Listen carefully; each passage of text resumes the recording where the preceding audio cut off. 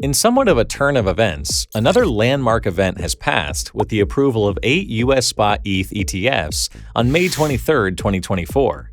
This seemingly 180-degree turn by the SEC and lack of internal coordination led a source familiar with the matter to suggest that the decision was driven by political reasons. ETH had seen a remarkable pump leading up to the event, close to a 20% daily move on May 20th, and closed last week with almost a 25% increase. As a result, the ETH BTC valuation has also spiked upwards, reclaiming the important support level it previously broke. Now it's time to see if the momentum continues, or this will simply form another lower high. Unlike Bitcoin spot ETFs, whose approvals were anticipated from much earlier, it seems to have been a more last-minute scramble for the ETH ETFs. As a result, while the ETH ETF forms have been approved, issuers still need to complete their S1 registration statements before the trading of spot ETH ETF products can go live. While earlier estimates of how long this could take range from weeks to several months, BlackRock had already amended its application with the required S1 form, which led Bloomberg analyst Balkunis to think that a launch at the end of June or early July was possible. Meanwhile, across the pond, the London Stock Exchange has just listed spot-backed exchange-traded products from WisdomTree and 21 shares on May 28th. However, these products are only available to professional investors for now, and are still banned for retail.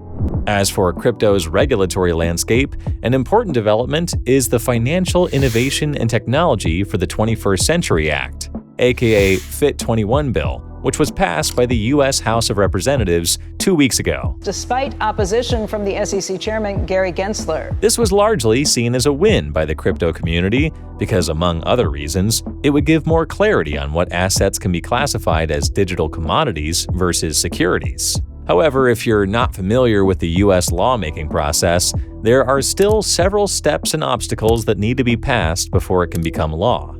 Speaking of politics, a couple of weeks ago, Donald Trump garnered wide support from the crypto community after he expressed support for a growing crypto industry in the U.S., pledging, among other things, to stop Biden's anti-crypto agenda, and I will also stop Joe Biden's crusade to crush crypto. Support self-custody rights, I will support the right to self-custody, and oppose CBDCs. I will never allow the creation of a central bank digital currency.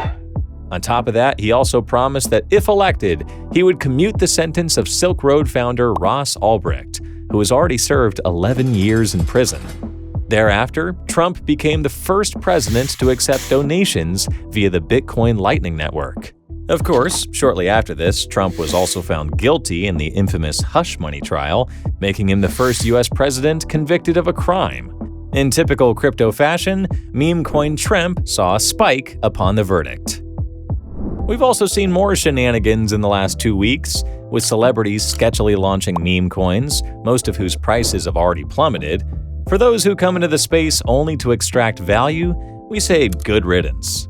Good news is that devs continue building. Long-standing projects like ENS and Aave have announced that they will be launching their own app-specific L2s on Ethereum. These will greatly reduce fees for using the protocols, especially after the ETH Dencun upgrade. AO, a new smart contract platform built on decentralized storage protocol Arweave, has also announced the upcoming fair launch of its native token. All tokens will be minted by bridging to AO, holding AR tokens, or building on the network. More details on its tokenomics and Genesis event will be released on June 13th. There have also been movements in the Mt. Gox wallet, which may indicate it's starting its preparations for returning funds to creditors later in October. Various amounts of Bitcoin, ranging from 3,999 to 34,134 BTC, were moved into a single unknown address, which controlled close to 142K BTC, worth almost $10 billion at the time of shooting.